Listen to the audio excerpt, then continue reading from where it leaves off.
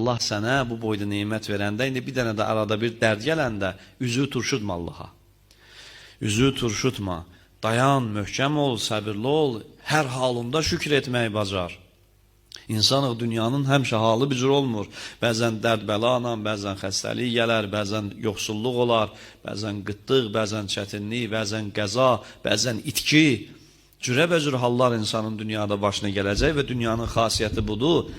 Mən sizə deyim ki, bir dənə zəhmət olmasa axtarın, başınıza gələn hər hansı bir pis hadisəni gətirin, gəlin. Mən deyimsə ki, o peyğəmbərlərin başına gəlməyib, o imamlarımızın başına gəlməyib, böyük övliyaların başına gəlməyib.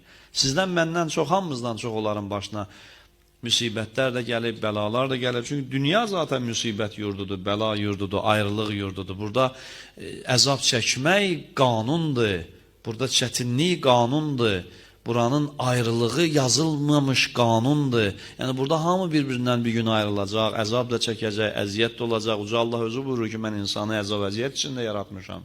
Yəni buranın xasiyyəti budur, amma bunun müqabilində insan diqqətli olmalıdır. Həzrəti Loğmanın dediyi kimi, Allah ona 1000 dənə gözəl neymət verəndə, 2 dənə də bəla verəndə üzün turşutmasın Allaha, üsyan eləməsin, deyinməsin, bək deyansın.